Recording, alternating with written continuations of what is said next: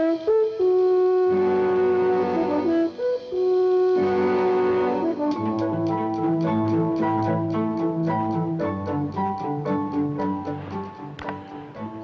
in 1956, I wrote and recorded something we called The Strangest Secret. Without advertising or fanfare of any kind, it outsold all other non-musical, non-entertainment type recordings. It's been heard by millions and millions of people throughout the free world, and in the process, created a brand new industry. Learning through listening. On one of these solid-state cassette tape players. This player has revolutionized the learning process. Now people listen in their automobiles while driving to and from work and on sales calls, time that was formerly wasted, on their commuter train with the little earpiece, in the bathroom while shaving in the morning, at the dinner table with the children gathered around the table and the whole family together for a change. This has made a tremendous difference in the business of learning. But getting back to The Strangest Secret, what makes a bestseller? What was there about that recording that caused millions of people to want to hear it over and over again and let their children hear it and play it for their employees and their sales forces? Well, I'm making a talk here today in which I'll cover the highlights and philosophy of The Strangest Secret, and I'd like to invite you to join us, and I hope you find it of some value.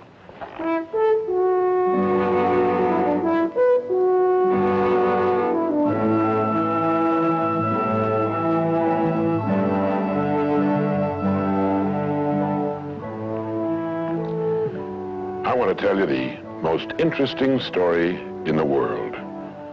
Why a person becomes the person he becomes. Why a little boy or a little girl grows up to be the kind of person he or she becomes. Now, the estimates by the experts in this field are that most of us are using somewhere around 5% of our real potential. Some experts say as little as 1%. It means that we're only giving about 5% of ourselves to what we're doing, to our days, our work, our families, everyone we know, our entire environment. But it also means that we're only experiencing 5% of the fun, 5% of the joy, 5% of the rewards we could be knowing, or less. All the experts are agreed that in each of us, there are deep reservoirs of ability, even genius, that we habitually fail to use. Why? We know that most people desire by nature to succeed. But what is success? What is this word that has become so famous in the world? What does it mean? Most people don't know what success is all about. And since they don't know what it's about, they really don't know where to look for it. Success is really nothing more than the progressive realization of a worthy ideal. This means that any person who knows what he's doing and where he's going is a success. Any person with a goal toward which he's working is a successful person. This means that the boy in high school who's working toward a diploma, or the boy in college toward a degree, is just as successful as any human being on earth, because he knows what he's doing, why he's getting up in the morning, and where he's going. But conversely, if a person doesn't know what he's working toward, what it is he wants, doesn't have a goal toward which he's working, then he must, at least by this definition, be called unsuccessful. Why isn't then, with this simple definition, why isn't everyone successful? Should be easy. Yet surveys indicate that 19 out of 20, 95% at least, are not. In fact, a survey one time asked thousands of working men why they got up in the morning and went to work, and 19 out of 20 didn't know. 19 out of 20 working people didn't have the foggiest notion of why they got up in the morning and went to work. Under closer questioning, they said, well, everybody works. Well, that would be a good reason to quit. In fact, here's a little rule of thumb you might want to remember. Whatever the great majority is doing under any given circumstance, if you do exactly the opposite, you'll probably never make another mistake as long as you live. Just something to keep in the back of your mind. The problem with most people is that they're playing the world's most unrewarding game, and the name of the game is follow the follower.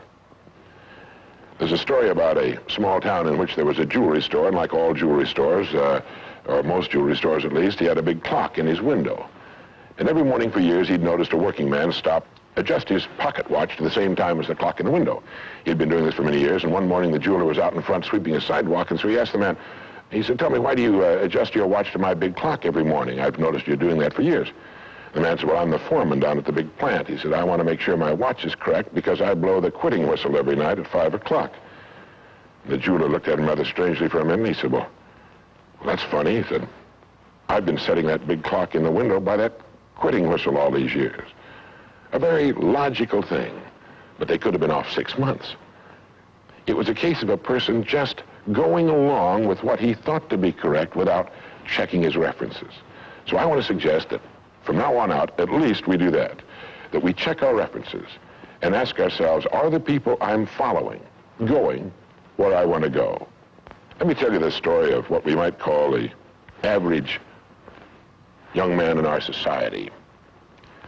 Now, from the time this boy is born, there's only one thing on earth he can do, and that's to begin to think, act, and talk like the people by whom he's surrounded. This is all in the world he can do. But right off the bat, the odds are 95 to 5 that he's thinking, acting, and talking like the wrong group. They're wonderful people. They love him. They'd do anything in the world for him. They want him to succeed.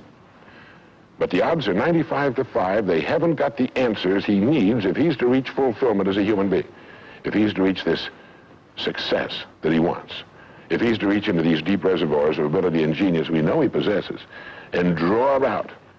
Well, he starts in school.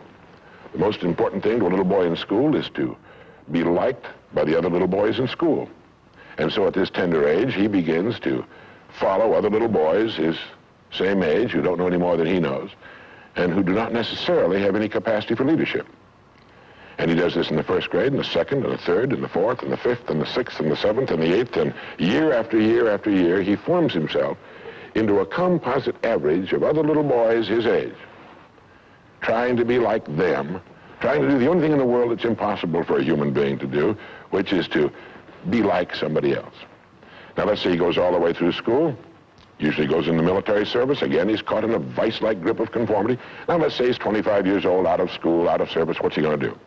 As a rule, he'll go back to his hometown, unless he's married, in which case he'll go to his wife's hometown. But let's say he goes back to his own hometown. He's single. He doesn't know quite what to do. He's standing on a corner one morning, and a friend that he knew in school comes up and says, "Hi there, Charlie, what are you doing?" He says, "Nothing." He said, "Why don't you come down and work where I work? It's a pretty good place. The pay's regular. We got all kinds of fringe benefits and so on." And so he does. The odds are about, again, 95 to 5 that his first job is taken as a result of random application. On the job, without thinking about it, the most natural thing in the world for him to do is to look around, see how the other guys are doing their job, and to begin doing his the same way, assuming that what is normal for them is normal for him. No reason for this. He doesn't think about it. He just does it. Now, he has stretching in front of him 50 years or more in the golden age that man has been dreaming of since the days of ancient Greece. What's he going to do with these 50 golden years? Well, let's take a close look at him. We know that he works 40 hours a week as a rule. 40 hours a week, which leaves him 72 hours a week when he's neither working nor sleeping. 72 free, discretionary hours each week to do with as he pleases. Now, at this point, of course, he's married. He has his little house and his little car. And this is about what he does with his free 72 hours every week. He'll do what the other fellows are doing with their free 72 hours every week, which is virtually nothing at all. On a typical day, he'll quit right on the dot, get in his little car, go to his little house, go in his little kitchen, kiss his little wife, and say, "I'm tired." They've even figured out why he says that. The experts believe that he used to hear his father say that back when men used to get tired working during the day, and he picked it up and he repeats this every night when he gets home. He bolts his little meal and then heads for the living room where he turns on his escape box. Click. Takes 15 or 20 seconds for the screen to light up, a period of time he finds interminable, but he gets through it somehow. Maybe kicks the dog, a thumb through a magazine or something. But then the screen lights up, and he does too a little bit, and there in front of him, he sees people in all kinds of funny old-time costumes, all killing each other at a great rate. One expert has agreed that the average family can see more death and bloodshed and carnage on his television set in a week than Crassus saw when he crucified 6,000 prisoners on the southern road to Rome. But you know how those experts are. He could certainly be off one or two. But he sits there for about 5.5 or 6 hours. 25% of all free time now is spent in front of the tube, according to the latest statistics. Now, there's nothing wrong with this particularly, except that he's watching other people who are earning excellent incomes in the pursuit of their careers, while he doesn't make a nickel. And gets the only two things you can get from watching TV on that kind of a schedule. He gets red eyes and a hollow head. Now, this is not meant to be an indictment of television. I've got a couple of television sets at home, too. I have a couple of cars at home, too, but I don't go home at night and drive around the block for 6 hours. If there's someplace I want to go, fine. My car will take me there. If there's a great program, like a golf match or something like that, I want to see it. But he sits there for 6.5 hours until finally his wife, who's a little more practical than he is, taps him on the shoulder and she said, "Charlie, I think it's about time you went to bed. You've got to get up in the morning, go to work." And he's okay, and he shuts it off. He knows how to do that. He just shuts it off and goes to bed. Next morning he gets up and he does this all over again. He does this every day for 40 years. At the end of 40 years, he's retired, which always kind of catches him by surprise. No one's ever figured that one out either. And then he dies at 85 or 90, the way medical science is moving us along, out of sheer boredom. Well, what's the problem? Is there a tragedy here? Not really, if that's the way Charlie wants to spend his life, our mythical, hypothetical young man. If he wants to spend his life that way, that's his business. He lives in a free society, he can do anything with it he wants. But there's a terrible tragedy here if he's living that way because of the total lack of a decision. If he's living that way simply because he's still doing what he was doing in the first and second grade, and that's going along with the fellows up and down the block on the unspoken assumption that they know how to live, then there's a real tragedy there, because they've never known how to live, not in all the recorded history of mankind. He never finds out who he is. He never reaches into the deep depths of his abilities, his talents. He never learns that he can have just about anything he wants in the world, that he can call his own shots, tell his own fortune. And it's kind of a pity. Well, what's needed? Well, what's needed, I think, is a checklist, like an airplane pilot uses. I think that living successfully is as important as flying an airplane. And here's some of the things that I think should be on that checklist that could help this man live a more meaningful, more interesting, more exciting, more enjoyable life. The first thing that he ought to have on his checklist, in my opinion, is the word a goal. A man without a goal is like a ship without a rudder. He doesn't know where he's going. He then belongs to that 95% that are just living day by day, month after month, like a starfish or an amoeba. He needs to know where he's going. Back in the early days of navigation, sailors used to see a strange sight in the Antarctic. They'd see a giant iceberg towering high out of the sea, and it would be moving against the wind. The wind would be blowing this way. The great iceberg would be moving right into the teeth of the wind. And this, of course, frightened the sailors whose ships were powered by the wind, until it was discovered that, of course, only a fraction of the great berg was visible, and that its huge, ponderous roots were caught in the great currents of the ocean. And it was being borne purposely along its way, regardless of the winds and the tides on the surface. Well, this is what a man needs. He needs his roots deep in a great mainstream of his own choosing, and then he'll move along his way, regardless of the winds on the surface of his life or short-term expediency, and he'll get to where he's going. The second word on our checklist might be the word attitude. It's been called the most important word in any language in the world, because it's our attitude toward our world, toward all the people in it, that will determine the world's attitude and all the people's attitude toward us. It's a simple thing. Most of us know it, but we tend to forget it. People will react to us according to our attitude. And our attitude is the greatest gift we can be given.